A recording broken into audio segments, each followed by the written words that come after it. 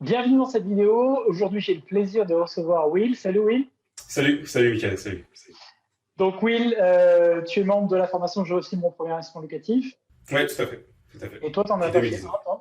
toi, tu n'en as pas fait un, tu en as fait trois.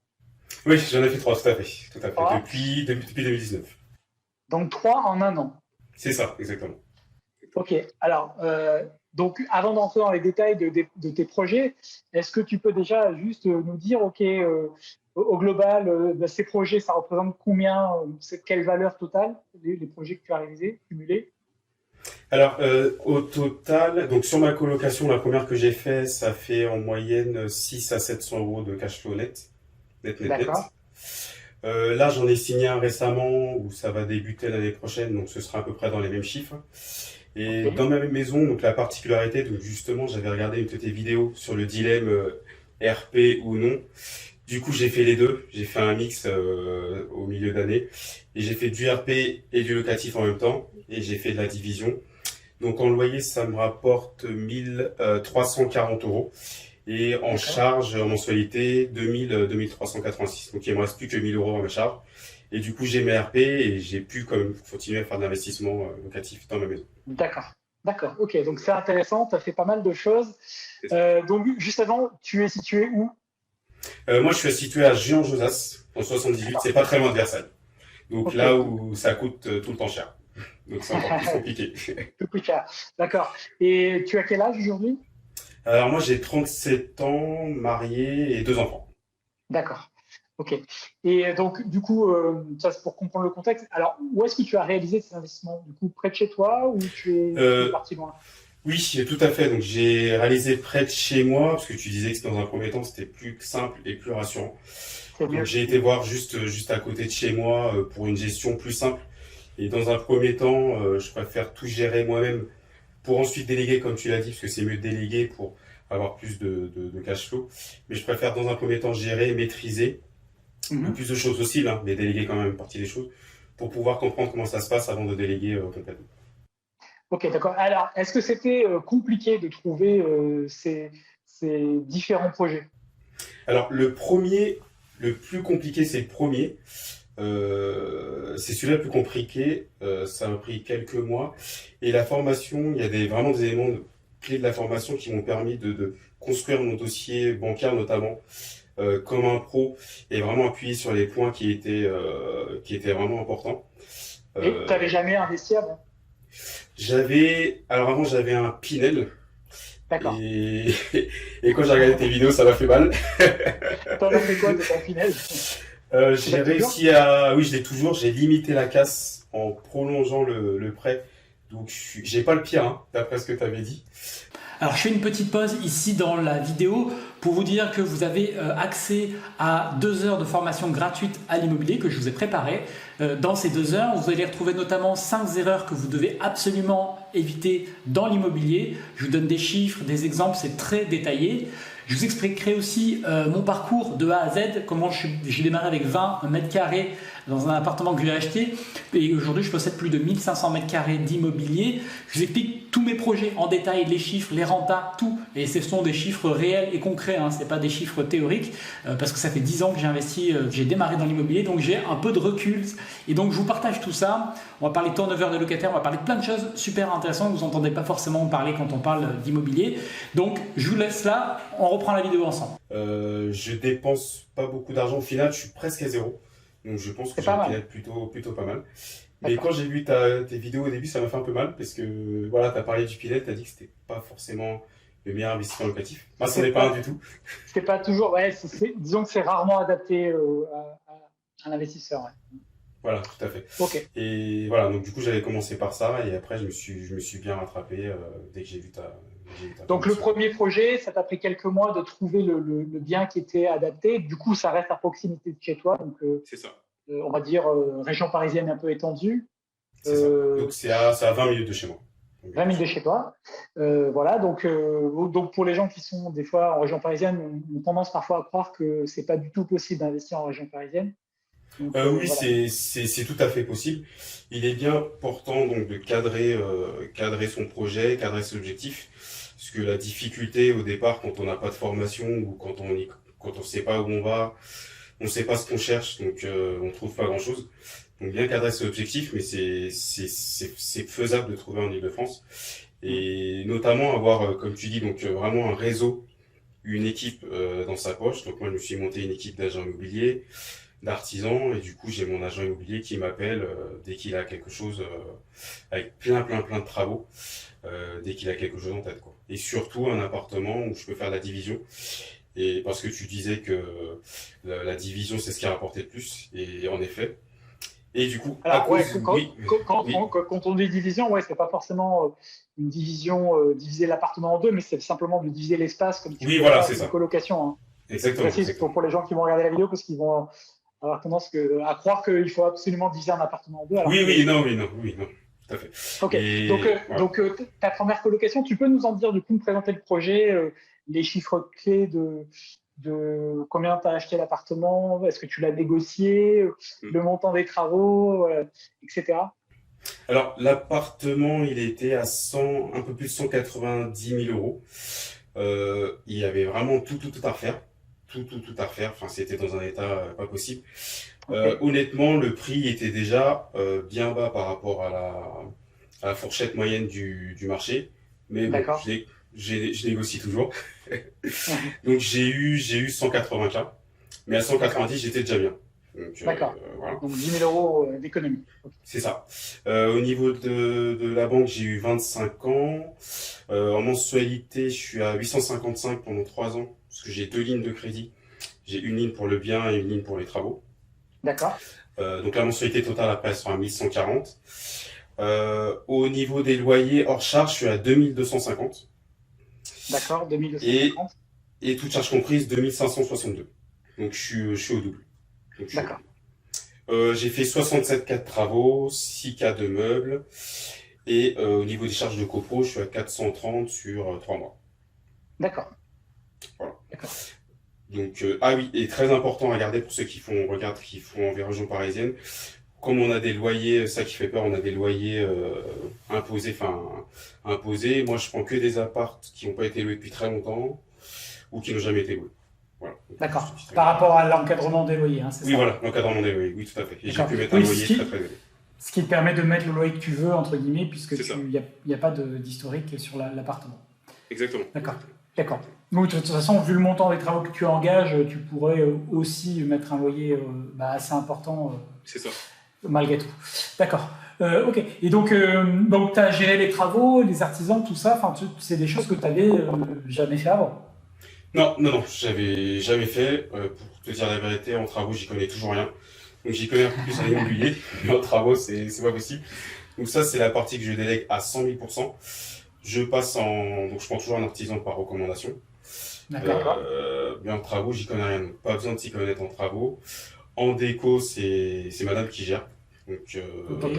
elle s'y est mise aussi, elle n'y connaissait rien non plus. Donc au début, elle était un petit peu, enfin voilà, c'était pas très OP. Et quand elle a vu les chiffres, la formation, etc., bon, là, elle s'est dit que c'est peut-être du sérieux, quoi. Donc voilà. D'accord. Mais au Ouais, début, donc, j'étais. justement, au départ, c'est parce que c'est souvent une question qu'ont les investisseurs, c'est que toi, c'est plutôt toi qui étais motivé. C'est ça. Et ta femme, Elle, t'a laissé faire, mais...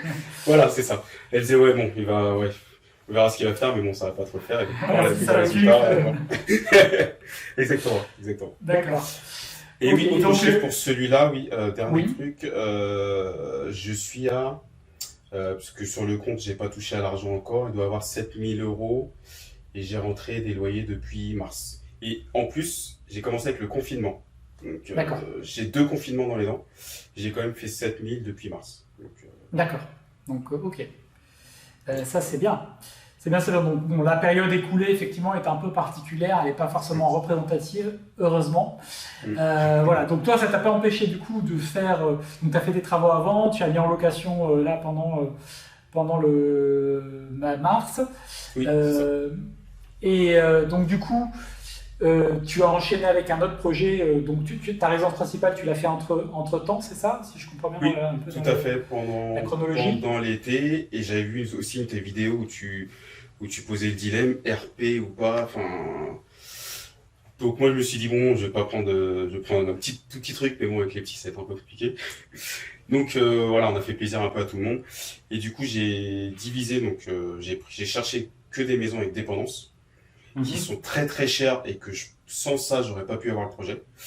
Et du coup avec les dépendances, donc j'ai transformé un garage en studio, qui me rapporte 750, et il y avait déjà un autre studio qui était déjà là. Et ça me permet donc de réduire la mensualité et de faire du locatif du coup dans ma maison. Et j'ai enchaîné directement après, toujours avec un dossier bien présenté, montrer les points axés sur les points positifs, etc. Donc j'ai pu passer ça avec le même banquier qui m'a fait le premier projet. Donc premier projet toujours très difficile. Il faut s'accrocher. J'ai dû avoir 10 refus, un truc comme ça. D'accord, ouais. Donc, oui, ça c'est bien que tu le dises parce que c'est vrai que des fois on s'imagine que ça va se faire tout seul, ou en tout cas que tout se passe toujours bien, alors que non, hein, il faut se battre.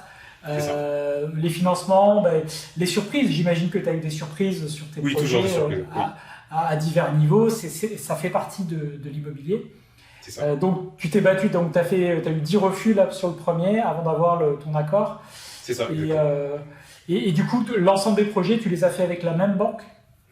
Oui, l'ensemble des projets, c'est avec la même banque. Donc, le premier projet, j'ai vu toutes les banques. J'ai fait attention au cautionnement. C'est ceux qui gèrent qui est sur la banque. Mais au début, oui, j'ai été voir toutes les banques. J'ai frappé à toutes les portes. Et comme tu disais, moi, ils me sont dit... Enfin, moi, d'habitude, je sais pas trop ce que c'est non. Donc, chaque fois, j'ai fait le tour de vraiment toutes les banques. Et une fois qu'on a identifié son partenaire, c'est comme tu disais, c'est bien vraiment d'avoir un partenaire à tous les niveaux, quoi. Soit au niveau du notaire, de la banque, etc. Et quand on l'a trouvé, franchement, le premier est difficile, mais après, ça passe tout seul. Après, tu as déroulé. Et donc, du coup, tu as trouvé un deuxième deal. Et ça s'est passé comment pour le deuxième ? C'est toi qui l'as cherché ? C'est un de tes contacts qui t'a appelé ? Alors, le premier, on m'avait appelé. Le deuxième, je l'ai trouvé. C'est moi qui l'ai trouvé directement. Je suis dans une ville où il n'y a pas beaucoup de bois, où c'est assez cher. Donc quand c'est très cher, il n'y a pas beaucoup de monde. Donc moi le deuxième, c'est moi qui l'avais trouvé. D'accord. Et ton deuxième investissement, hein, c'est ça ? Oui, tout à fait. Donc tu es reparti sur une colocation également. Et alors c'est quoi les chiffres de ce projet-là ? Alors les chiffres de ce projet-là, donc toujours à 20 minutes de chez moi.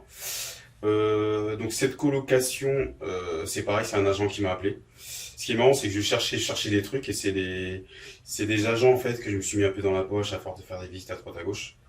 Je suis un petit peu connu entre guillemets dans la ville en question. D'accord. Donc pour celui-là, la mensualité, elle sera, parce que je suis en train de le faire actuellement, elle va débuter l'année prochaine.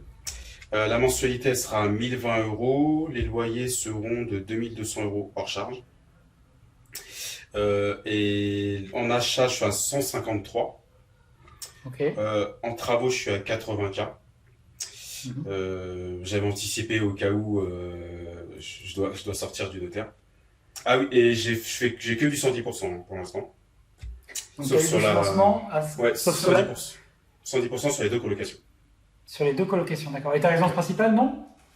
Résidence principale, non, j'aime un petit peu parce que c'était un petit peu élevé. Donc en fait, c'est un partenariat avec mon banquier où je lui cède un peu des trucs et sur mes investissements locatifs, voilà, il me passe directement sans que je l'appelle directement au téléphone et puis il me passe tous mes financements. C'est un accord en fait. C'est un accord. Ok. Et travaux 80K, j'ai un différé de 3 mois total. D'accord. Puis ensuite un différé sur la ligne de crédit pendant 3 ans. Donc sur mes colocs, même si au début je suis pas rempli ou voilà, si j'ai des soucis, j'ai quand même un matelas où je paye pas la mensualité totale, donc je suis tranquille. D'accord. Et donc celui-ci en cash flow, tu arrives à combien ?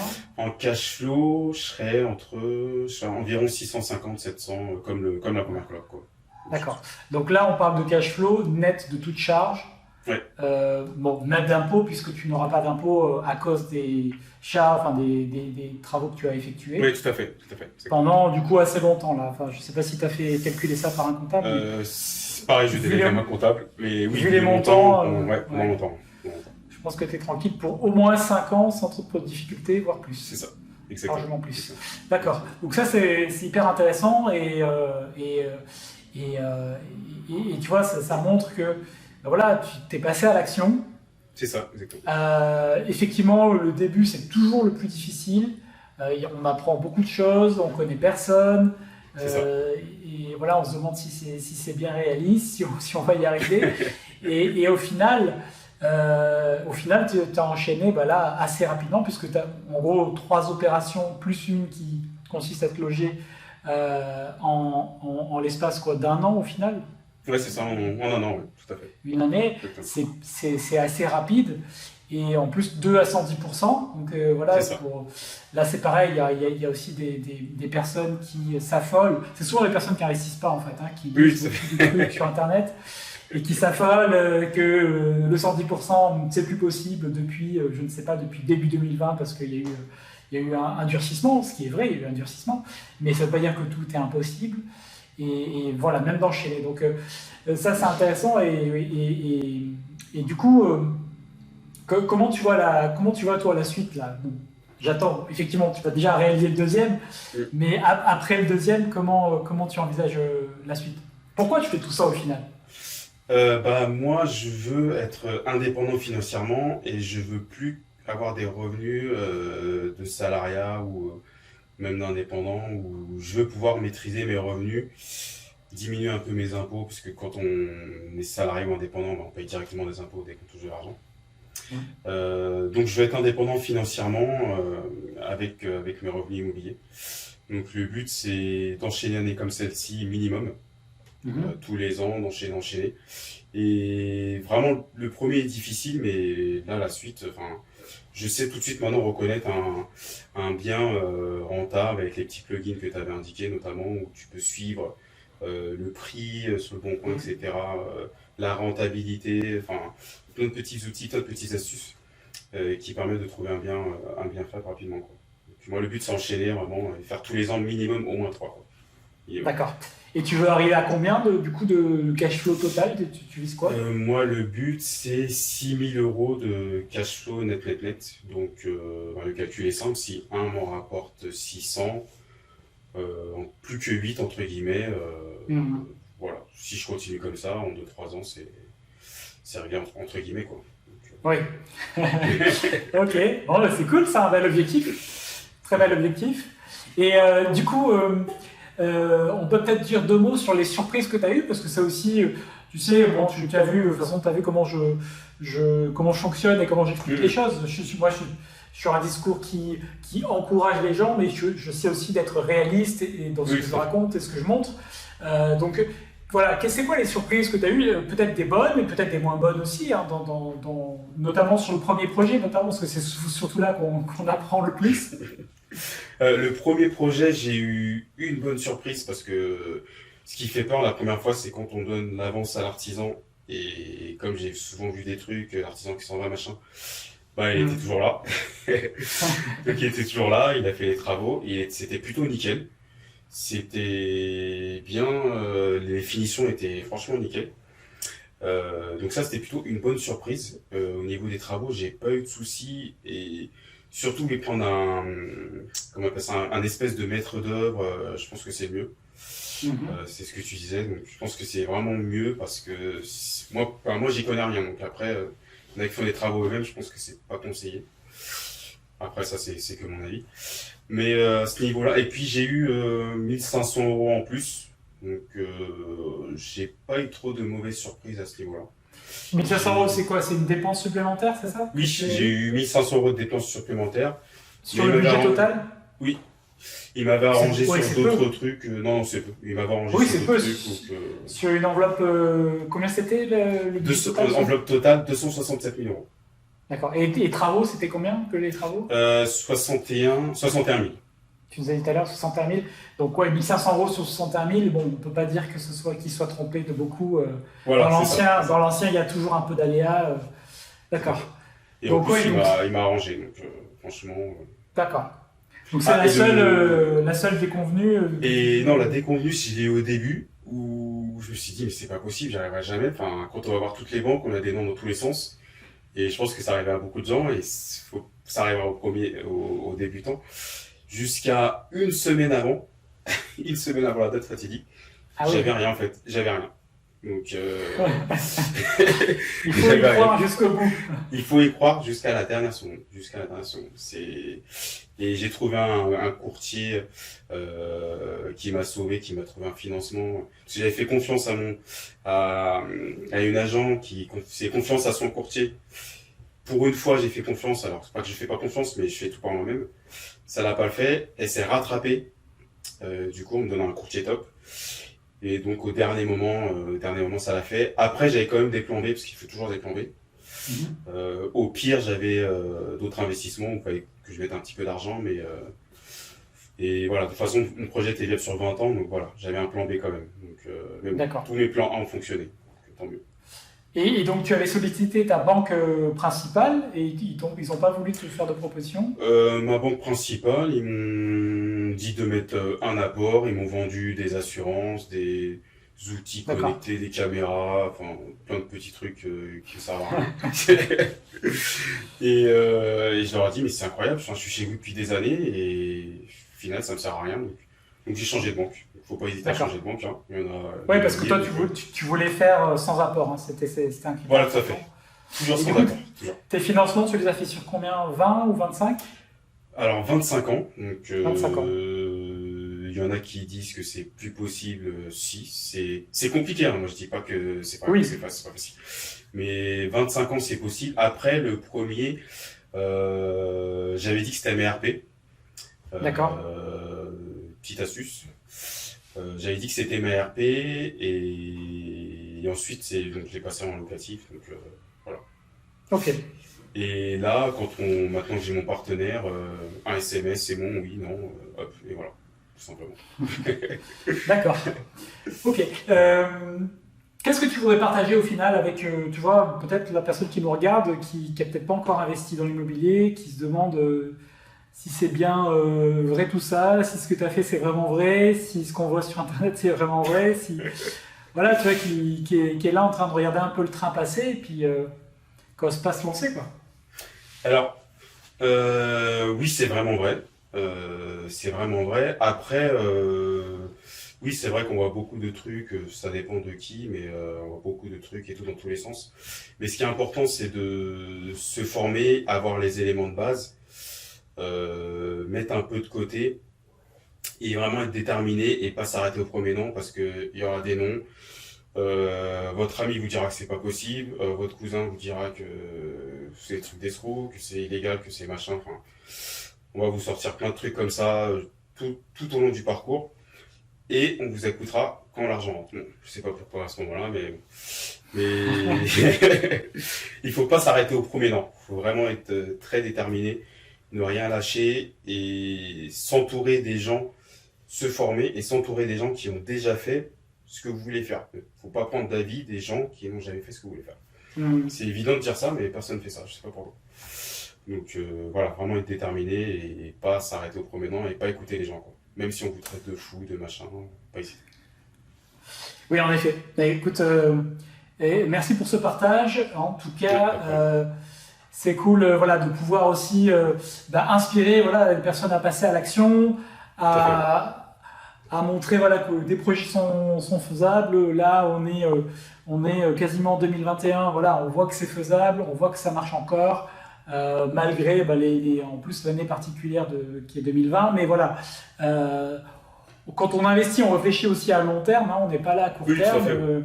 On a envie de se créer quelque chose pour le long terme et donc voilà, il faut aussi avoir une vision et être positif et monter des projets, ça nous force aussi à aller de l'avant et à se créer sa boîte à clés, elle est là, la boîte à clés qu'on veut remplir, je vous la montre, elle est là, il faut la remplir de plein de clés, c'est important comme tu le dis, parce que c'est ça aussi qui fait que on peut créer une forme soit de revenus complémentaires, soit de liberté financière. En tout cas, on développe son patrimoine et puis en le faisant bien, parce que c'est ça l'idée et c'est ce que je vois ce que tu as fait au travers du montant des travaux que tu as engagés. Voilà, j'imagine que les appartements sont nickel, entièrement rénovés, qui sont agréables et que c'est des biens voilà, qui avant étaient peut-être même pas loués, quoi, vu l'état dans lequel ils devaient être. C'est ça, voilà, donc, Et pas avoir peur des erreurs. Hein. On fera plein d'erreurs, j'en fais encore, donc j'en fais tout le temps. Donc, voilà, les erreurs, ça fait partie de l'apprentissage, donc voilà, pas avoir peur des erreurs. Exactement, c'est vrai qu'on peut se dire là aussi, surtout si on a suivi un parcours comme moi je l'avais fait au départ, hein, c'est-à-dire des études, après on devient salarié, et c'est vrai qu'il y a une très faible tolérance à l'erreur, et que voilà, faire une erreur, c'est vu comme étant assez grave, quoi. On peut se faire virer, il peut y avoir plein de problèmes, alors que là, dans l'investissement, bon, évidemment, on ne fait pas des erreurs exprès, mais à chaque fois qu'on met une erreur, qu'on oublie un truc, en fait, on l'apprend et ça permet de faire mieux la prochaine fois. Exactement, tout à fait. Bon, ok, écoute, merci pour ton retour, merci pour ton partage. Yes, et puis voilà, je te souhaite de beaux investissements pour la suite, et puis j'espère que tu atteindras ton objectif assez rapidement, d'ici quelques années, là, avec les 8 projets qu'il te reste à faire. Merci, oui. Merci, à tout. Merci. Voilà, j'espère que cette interview vous a plu. C'est un retour d'un des membres de mon programme, donc je suis très content pour cette personne. Et si jamais vous voulez faire de même, si jamais vous voulez apprendre à investir et surtout rejoindre une communauté bienveillante, il y a plus de 1600 membres dans la communauté. Vous allez rejoindre un groupe de personnes ultra motivées, positives, bienveillantes et intelligentes. Et donc j'aurai plaisir à vous accueillir au sein de ce groupe, à vous accompagner, à vous former, à vous transmettre tout ce que je sais, pour que vous puissiez réussir un investissement rentable, devenir aussi rentier immobilier, que ce soit à temps partiel ou à temps complet, selon ce que vous souhaitez faire. Voilà, tout est là, je vous mets le lien. Il y a une formation gratuite pour vous permettre de démarrer, de découvrir ma méthode, mon approche, de découvrir aussi les 5 erreurs que vous devez absolument éviter dans l'immobilier. Et je vais vous raconter mon parcours en détail, comment je suis passé d'un premier achat de 20 mètres carrés à Lyon à, au total, aujourd'hui, je possède plus de 1500 mètres carrés d'immobilier. Je vous raconte tout cela en détail avec les chiffres, les projets. Comme ça, vous allez vraiment comprendre mon parcours. Vous allez voir de vrais chiffres, parce que je donne, moi, les chiffres réels, pas les chiffres théoriques. Donc, je vous invite à cliquer sur le lien pour voir ça si cela vous intéresse. C'est une formation gratuite que vous pouvez regarder depuis n'importe où dans le monde. Merci et à très bientôt.